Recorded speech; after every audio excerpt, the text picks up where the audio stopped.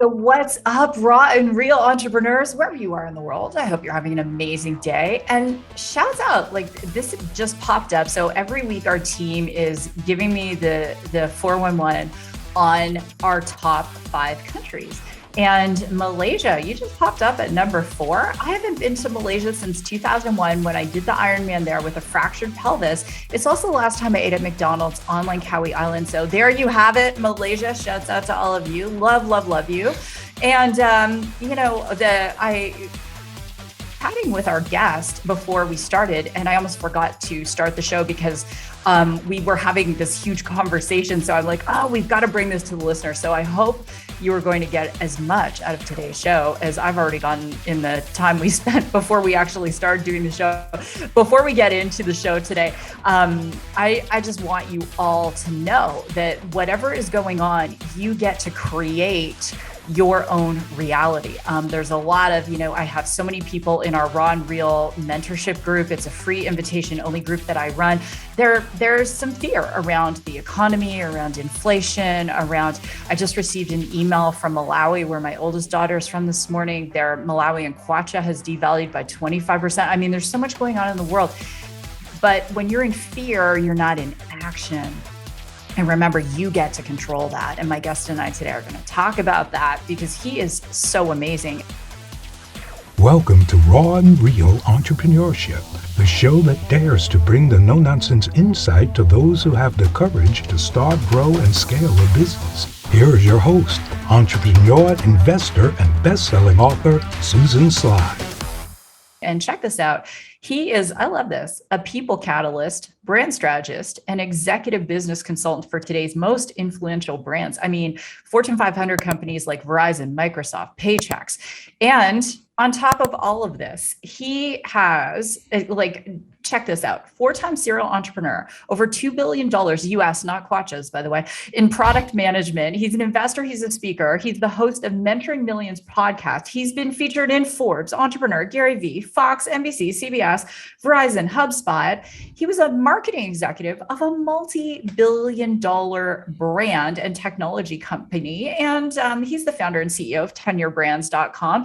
And so before I bring him out, and I know what you're all thinking, like, oh my gosh, what are they going to talk about? Because you never know. It's raw and real entrepreneurship. I just want all of you to know that this is an episode you are going to want to stop your car. Don't do this while you're in your car. Pull out your phone, take notes, whatever it is you're doing. If you're on your treadmill, I love that you're on your treadmill, but you're going to want to stop the treadmill and you're going to want to take notes because I already know this is going to be an amazing show. So Nick Cavuoto, thanks for being on Raw and Real Entrepreneurship. Thank you for having me, Susan. I'm so pumped to be here. Today's going to be phenomenal and you're amazing. Thank you for all you do. And just the contribution you make into the world is incredibly meaningful. And I mean that from a really sincere place. So thank you for all you do. And I'm sure that comes on behalf of your audience as well. We really appreciate you. Well, thank you. Thank you so much for saying that. I'm so curious. There's this ongoing debate, like Lady Gaga, Born That Way. Were you born an entrepreneur? Did you come out of the womb and just be like, yes? I was born a competitor. And I, kind of have the roots of being a really incredible athlete. I had a near-death experience when I was a kid. And the combination, I think, of that near-death experience, in addition to being a 5th-generation entrepreneur now, but my dad was a street pharmacist. He sold drugs from the time he was 13 till he was 30. And my grandfather ran franchises and, he came from a family of farmers. So it's just been mostly in my genetic makeup and in the generational stories that I've heard have all been, truly around never giving up and having perseverance and pushing through. And both on my father's side and my mother's side as well. So I just, I'm sitting in the chair I'm sitting in right now and it's really heavy because I have like my grandfather talking some of the time and my dad's talking some of the time and I'm talking some of the time and then my great grandfather's talking some of the time. So there's just a lot of wisdom because one of the things I got complimented on early in my life, my dad said, you know what, Nick, you're a really great listener. And it wasn't that I just did whatever he said, but I really slowed down to contemplate what the lessons were behind the words that were being spoken and what the wisdom was. And that's just something I've carried with me. Like I really do care. So I pay attention. And I try to integrate those lessons so that I don't necessarily have to go through the same things that someone else already paved the road on. So, I yeah. love that. Being a great listener, I think is huge, especially in relationship building, right? And I was one of my friends. He's the head of business development for NVIDIA Global, and he's Wow. also a very spiritual person. And so he had posted something on LinkedIn this morning, just talking about this concept of relationships, right? And how can you build relationships if you aren't a good listener? Because if you're not a good listener, you're not hearing what it is someone's not just saying, but what they're saying beneath the surface. So 5 generations of entrepreneurs. I'm sure it occurred to you very early on to start a business. What was that first business that you started? Well, the first thing I wanted to do was be in the NBA, but that didn't work out. So, the first business that I got into, I was more accidental in this part of my life because I was actually a pastor for the first 7 years of my career. So from 21 to, or 20 roughly to about 27, I worked in ministry, and I built a church from 1,000 to 10,000 people every single weekend, butts and seats. Wow. And was really focused on the superpower that I carry is the understanding of human beings and understanding how people operate. I just did life in reverse. Most people get to that point of where they're in connection and contribution after they've had all the rewards of life and the success of life and the accolades. I started there. So it kind of went in a reverse angle, but I kept contribution and connection at the top. And then everything else just came really easily. So, first client I ever worked with coming out of, ministry was a primary competitor to Invisalign. And I just brought leadership to problems.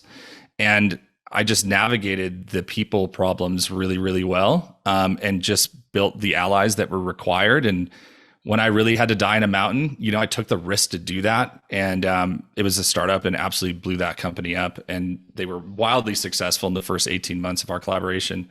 And that's what got me in the door to working with Fortune 500 companies. So it was like nearly instant. I mean, I couldn't have planned the path, but I realized, when I did leave ministry, I wanted to go to the next step. And the gentleman who was the CEO, basically, he was like, "You're not going anywhere." And I'm like, "Whoa, wait a second. Like this is a decision that I needed to make." But I had kind of carried sonship in a way, and he kind of put his sword in front of me, like, "You're not going anywhere." And I was like, "That's not going to work for me. That's a no for me, dog." So I made the decision to go like, well, then I'll start over. And I think that's where the grit kicked in to be an entrepreneur, was actually on the backside of someone telling me, "No, you cannot pursue what you want."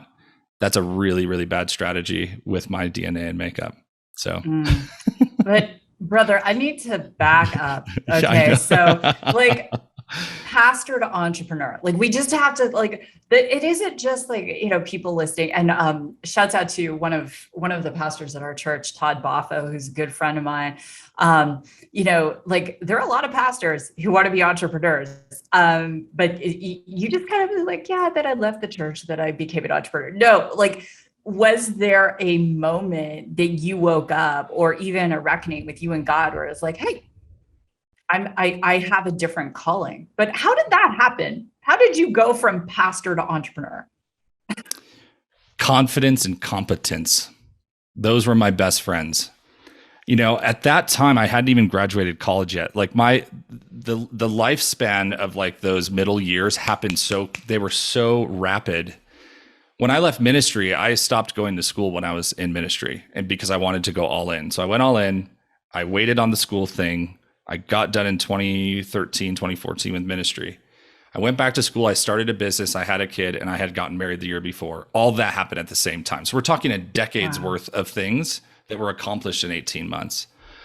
So essentially, like the pathway was just, the level of responsibility was raised. And because I didn't have a degree at that time, and I did end up going back to school and finishing and everything, but because I didn't, I had to hinge on a relationship to get a gig that put me into marketing, right? And it's funny because right before I left, I went from number 2 in the organization, then they chose to put me over marketing. So without that title before leaving ministry, I wouldn't have had the tie-in to the next position. And I was just like, "Dude, I need you to hook me up." Like, I called one of my buddies and I was like, "I'd just find a way." That's because that's what I do. So I just assume that's easy for everybody. Just figure it out. So anyway, he got me an interview. I crushed the interview.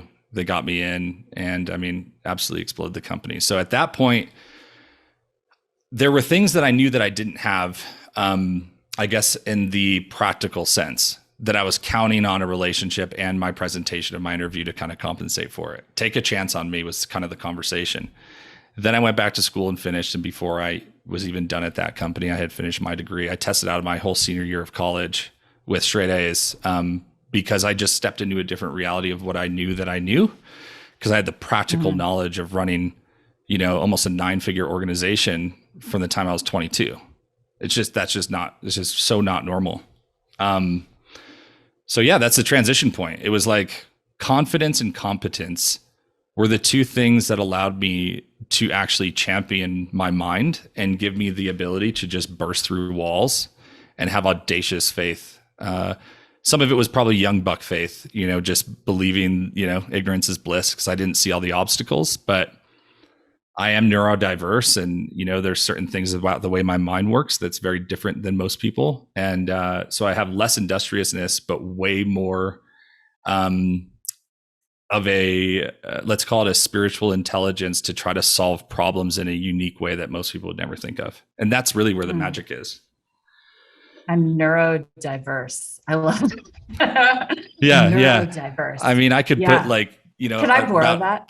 Yeah, go ahead. I could put 30 letters on the back of what a clinical psychologist would say about the way that my mind structure works. But I just count it that, I think the most highly gifted, highly sensitive, highly creative people in the world are different by design. It's not an accident. You're not a rare breed on accident. You were absolutely, to your point about born this way. People are wired to be different to solve unique problems in the world. And I think that a lot of times we find ourselves as like NPCs just going with the flow, and not in the spiritual sense, but in the practical sense of just allowing autopilot to kick into our life. I just see so many people are so talented that have given up on themselves because there wasn't someone behind them going that's not going to happen. That's not going to be your story. And I think that's the people who I champion, are those rare breeds who, struggle with doubt and a lack of belief, but I can see something in them different. Yeah, it's so funny you mentioned that, because I was in all the listeners know, my morning is it's not 5 minutes of meditation. It's almost an hour of prayer, meditation, listening. And so I decided to open up this free community for listeners of the show. And I wasn't even going to do it until 2023, but sometimes you have to execute before you're ready. And I was traveling a ton, Nick, and, doing all this stuff. And plus I'm finishing MIT. So July, everyone shouts out, I'm going to be graduating from MIT, actually at MIT with Dr. Peter Hurst. We're doing a little ceremony. It's fun.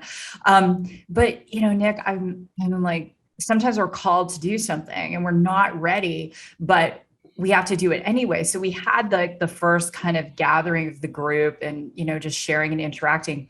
And almost everyone who showed up the first night, and it was only 25 people invited, it's very, very small, was over 60. And here's the interesting thing, because what we're seeing in the economy is people are retiring into poverty. We're seeing, Social Security, they're saying, what is it, 2030, it's going to run out. Sometimes it's 2032, really it's simple math. I'm sure they could figure it out. But, then we have record inflation, the highest inflation in 40 years. We have a very interesting climate. And then, big companies like Tesla and, all these different ones are saying, no, we're doing a hiring freeze, or we're laying off 10% of our workforce. And we have this whole group of people in their 60s who are saying, wait a minute, I'm not done. And so it was interesting to me who actually showed up, or who was put in front of me, this community. And I'm here as their cheerleader and their mentor, and, hey, go out and start a business, have that encore career. It's never too late, right? It's never too late. It's never too early. So you just saying that and saying, yeah, we all need that person who kicks us in the butt and says, hey, there's more to you than the life you're living and the results you're giving. Absolutely. Actually, that could be a t-shirt this week.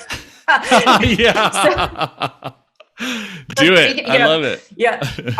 The pastor at our church, and shouts out to Impact Church AZ. We have a YouTube channel, but he is also the chaplain for the Phoenix Suns. And sadly our Suns didn't progress this year, and the Arizona Cardinals, which there's hope. It's a new season of NFL coming up, but he always likes anything that rhymes is going to be good. Let me ask you, speaking of the economy, you're an investor. I'm an investor. One of the things we were talking about before we got into the show was, are you pulling back on investing this year, or are you still investing? If so, what are you investing in? Yeah, so definitely still investing. There's two lateral, turns that I think are corrections. I don't like to play into all the hoopla and use the words they use in the media. So I just call it a correction, which is actually a good thing. Corrections are great. It puts the money in the hands of the right people and takes it out of the hands of the wrong people in a lot of ways.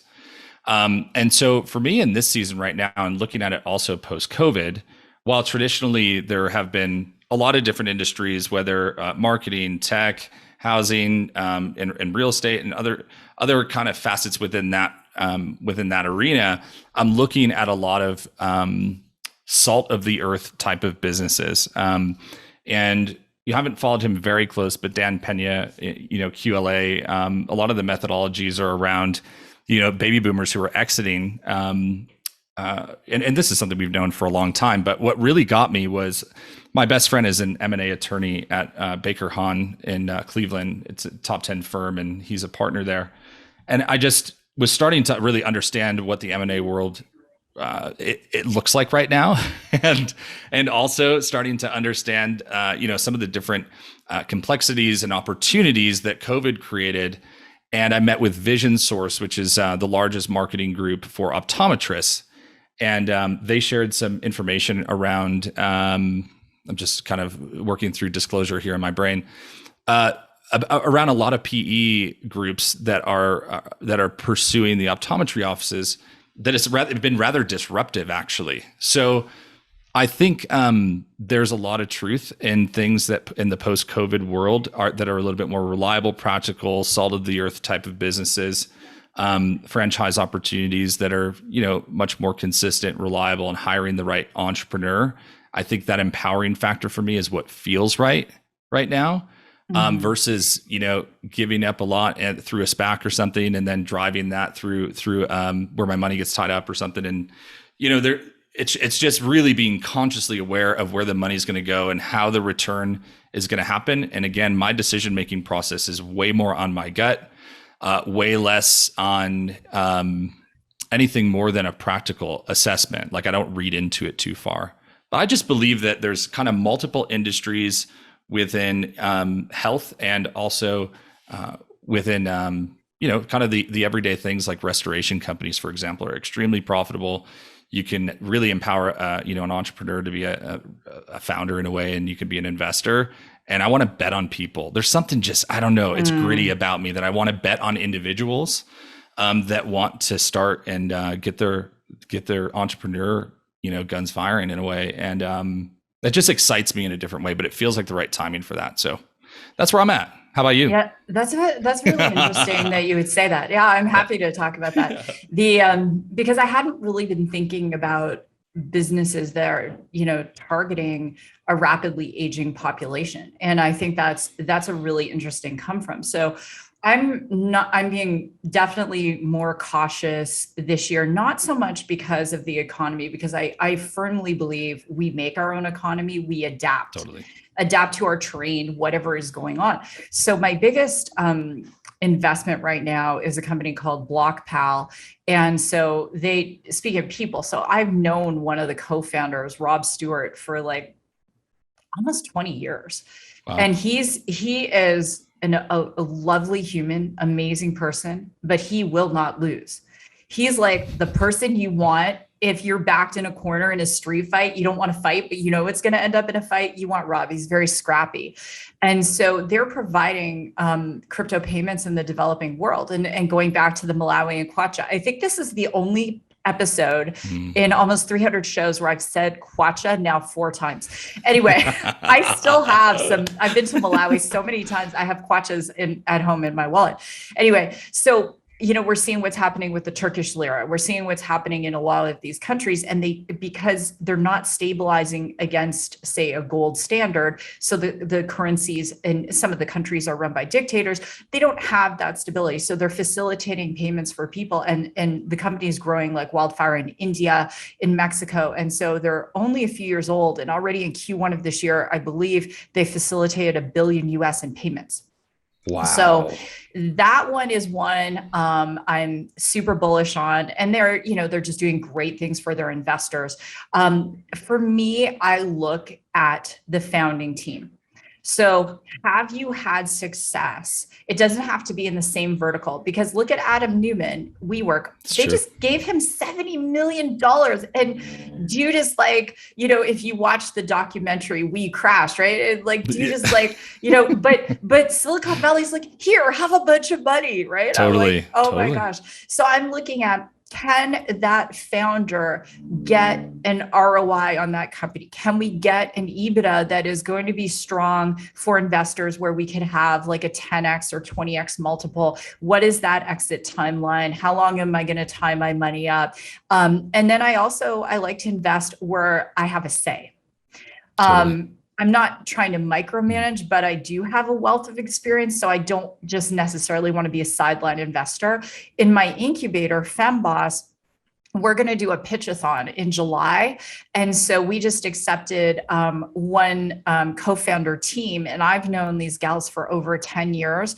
And they have made millions and millions of dollars in a whole other sector. So do you think they're going to be capable to do it in a new sector? Yes. So that's what I look for personally. Like you said, it's really about the team. Now, let's talk about, still on the topic of the economy. If you lost everything today, like everything, what would you do in this economy? What would your first steps be? Well, I did lose a lot when COVID hit. And it was primarily cash flow. So then I had to rely on, investment in order to close the gap. So I think the primary thing I would focus on, if I was to lose everything today, would be truly looking at what's the most realistic, beneficial way for me to generate consistent and growing cash flow. Because when the correction happens and you have things that are tied up in either opportunity markets, or they're tied up in real estate or whatever, I think liquidation was like, if someone, for example, is in housing, Zillow started selling all their properties 12 to 18 months ago. Like, that to me was the signal that like, this is happening. It may have been 9 to 12 months ago at this point, but I saw that wave coming. So even some, decisions in my world were switching around of like, you don't want to sell when that bell curve tips in the opposite direction.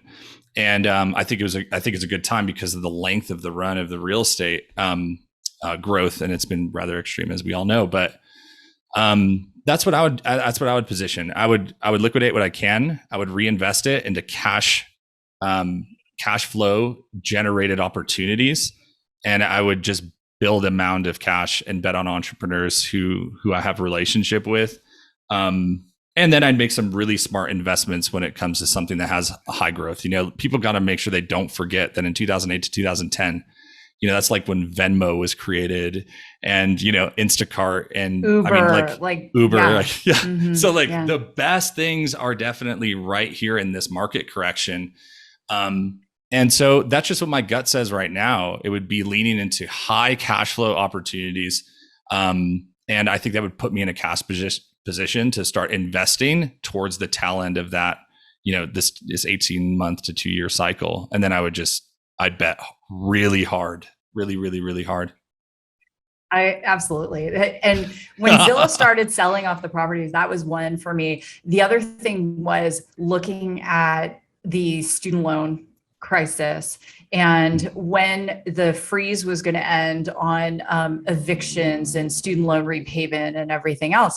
And then I was saying to my team, I'm like, listen, we never operate from fear, we operate from facts. But if you look at how things are charting, and then there were things like Ukraine, right? That was another factor in this whole equation that was inevitable anyway. So taking a cash position, and I know many friends who advise a lot of people, and they had their people putting 25% of their portfolio in cash toward Q4 of last year, right? Yep. So if you're in a cash position, you're in a great position, and there's always that that come from. So if you had a crystal ball, and you were given one of the gifts of Corinthians and you could prophesize the future, how long do you think, in your humble opinion, that only thousands of people are listening to you right now, but how long do you think we're going to be in this economic cycle?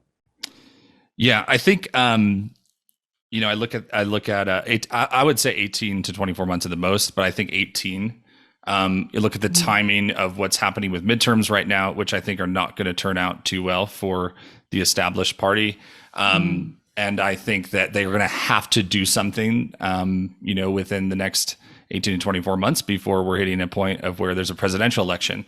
So a lot of those optics are almost like, I know in marketing, the most amount of money is spent in the least amount of time in politics. So it's kind of like, we know there's going to be a lot of cash expenditure happening there. There's going to be a lot of lobbying. There's going to be a lot of things, a lot of people trying to get their bite of the apple, and they're going to have to do something. In recent polls, Biden's numbers are at about 53% for COVID response, but they're 20 to 23% when it comes to inflation, and also when it comes to the gas prices and what's affecting the everyday consumer in middle America.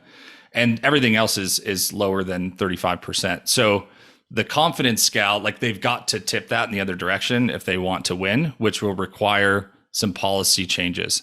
Here's the thing I'm looking at, though, with the inflation part. And I know that there's plenty of, probably on both sides, but plenty of conservatives who are like, they're using it as a talking piece to say, what is he doing? What is Biden doing? What is the administration doing? I don't think there's heavy action being taken at all. At the same time, I don't know if there should be. That these corrections are actually really beneficial for people who do the right thing. Just like anything in life, where there's not a void, there's not a need. And so where this creates a void, it's going to create a need for everything to rise back up. And I think that's part of the entrepreneurial spirit. So while I'm rather moderate in my own views, I think that, I loved our economy booming. I predicted $6 to $7, gas prices 2 years before it happened. But I could see the change happening, and I could see some of those challenges. So that's my prediction. 18-ish months, and they're going to have to do something simply because there's another election coming. Yeah, that's absolutely. It. I think there's going to be a wave of, and I saw this during the last recession. There was a wave of middle class, middle income people who were professionals. They were attorneys, they were chiropractors, they were engineers. They started looking at side hustles that were not, back in those days, we weren't driving DoorDash and Uber and stuff. And these aren't people that were looking to add 5 to 100 to 1,000 a month to their bottom line. They're already living very high consumer lifestyles. They have 2 cars, they have car payments, they have kids, and whether it's hockey camp. I'm from Canada, so I just had that was that came out of my mouth. Whether it's hockey camp, soccer camp, whatever it was, all of the mortgage. So they were looking for ways to add an additional $4,000 to $5,000 to their bottom line. So I think we're going to see a wave of people who look at whether it's affiliate marketing or whether it's some form of way that or extra consulting, even we're going to start to see this cohort of people, and I was one, wanting to add money. And that I believe is starting right now. And back in, and what a lot of people maybe, depending where you live, you might not remember, but back in 08, 09, we had a SARS pandemic. And so in Canada, we, a lot of the things they did when it came to COVID were based on the failures in SARS, right? So we had an economic downturn, we had a massive recession, we had a pandemic. And tell me when it's not sounding all familiar. So what I've been saying for the past 2 years is it's just inevitable because everything goes in cycles. Where do you want to be in this cycle. And I think if we had time, we could even riff off about during COVID, where 40% of Americans who didn't need to pulled money out of their 401k at the highest tax rates because they were afraid. And I think my message is, don't panic, just work harder. No, it's true. It's so true. Yeah. And I think that's you have the inflation, you have the housing market that has really boomed. Then you have the inflation on top of that. I mean, I'm in Denver. We've lived in this house for almost 3 years and it has doubled in value. And it's over tripled what happened in the first, this house was built in 2010. So in the first, 9 years, it's triple that growth just in the last 2. So that's actually what we chose to do, because I'm predicting these things that are happening and looking at the market. So we'll be 100% liquid from anything, no debt, and 100% liquid. Our house is, in the process of being sold right now. So all that timing and just hitting those moments correctly, heavy cash position, exited all the right things at the right time. Like when I saw the thing with EV cars pop, I sold the Tesla for a couple $1,000s less than I paid for it 3 years ago. So I just monitor these things on the gut level by just understanding how these cycles are changing. And that's just the same reason of why I'm really good at understanding human behavior and people. I use that same gut response of if this, then that, deductive reasoning, risk tolerance. And a lot of that comes from growing up as a kid and, having to understand what the temperament in the house was going to be when dad got home. And so you learn a lot of lessons around how's this situation going to play out? And I can do it very quickly in my mind of what's the risk, what's the reward, what's the response. And I do the same thing with markets. I do the same thing with, analyzing opportunities. And so I think people let your intuition is your compass and your intellect is your calculator. Just use the right tool for the job. And I think a lot of people are trying to calculate what's going to happen. Let me just nosedive into the data. No, the data is good. It doesn't lie. It's there. But what does your gut say? Because that's how billionaires make decisions. They're relationally driven and they base everything off of their intuition. And that's the superpower. I was doing a talk and it was being simulcast all over the world, thousands. And just out of the blue, I'm like, I believe in 2 things, God and math. And everyone started laughing. It's true. It's just I believe in God and math. And so that's the bottom line, right? And like you said, the billionaires are they're looking at charts, they're making calculated decisions, but then they've got the wisdom of the gut. And this brings me to my last question for you. So we were talking before the show about this concept of redemption. And there are people listening to this show right now, and they're like, I've had so many highs and lows. And maybe I can think of one of our listeners I know who's going through a cancer battle right now. And many of the listeners are friends. And they are just, they send me messages. Would you pray for me? And they're going through a cancer battle and they had started a business. And then suddenly they're sidelined, by focusing on surviving, not thriving. And we were talking about this concept of redemption and this, so often we want to talk about, all these starters or so-and-so raise money or whatever. But what about redemption? And I'd love for you to speak to that person going through cancer right now, very positive, listens to every single show. What do you say to them? This too shall pass is a very important concept of just remembering. And the analytical part of me says that, death is required before rebirth. And that might be to an old idea, an old paradigm, an old way of being. It might be to an old version of your physical body. And this will invite in a new form of your physical body that is undefeated, and that is looking towards the future in a beautiful way with a story of overcoming. I've always been for the underdog. I've always been the type of person who's always championed, people who are wildly different, who are rare breeds, who have unique things about them that most people would never understand. And I was the bridge of acceptance. And so I've walked the line with a lot of people in a lot of unique situations, and those who have found physical ailment to be a challenge, whether it's sickness or whether it's just the way that they were born and maybe they're different. And so I think it's an acceptance that our awareness can increase, and we can ask, what is our responsibility in this? You champion your responsibility, and then you allow your story of redemption to be the thing that actually pulls you into the future of what that looks like. And so I'm just remembering, and this is my dialect, so roll with me.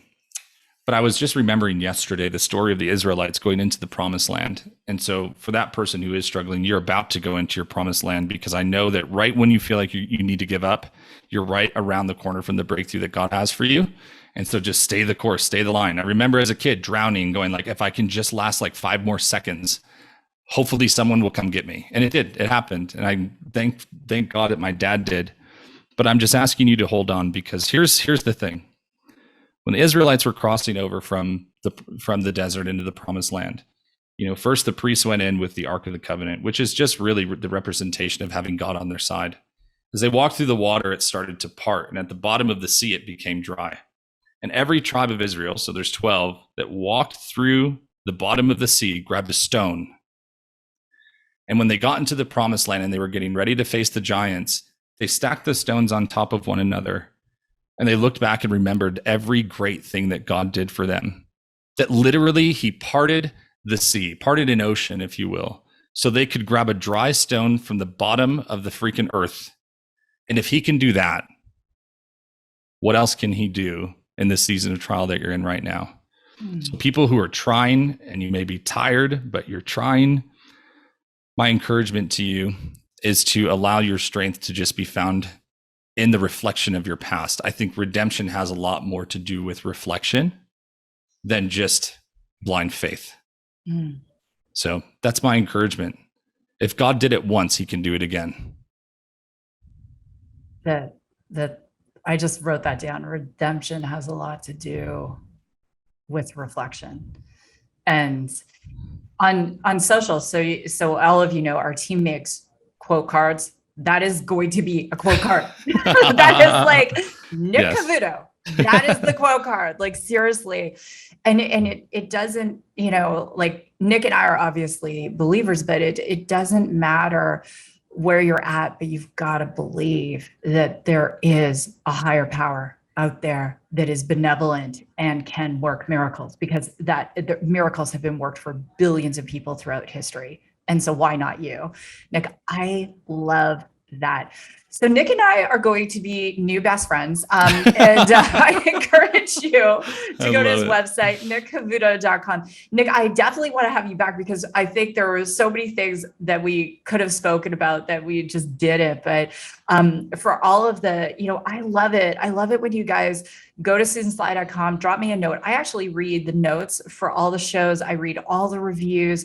If you're wherever you are, iTunes, Spotify, Amazon, wherever it is, iHeartRadio, just go drop a review. I read them all. And just, if this show has touched you, please let us know and share it on social, tag Nick and I, because that's the whole goal of this show, is just to spread all over the world with this message that if it's possible for one person, it is 100% possible for you. So Nick, thank you so much for being here.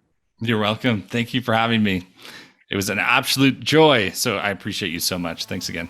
Well, thank you. And with that, everyone, this has been another episode of Raw and Real Entrepreneurship. God bless. Go rock your day. And I will see you in the next episode.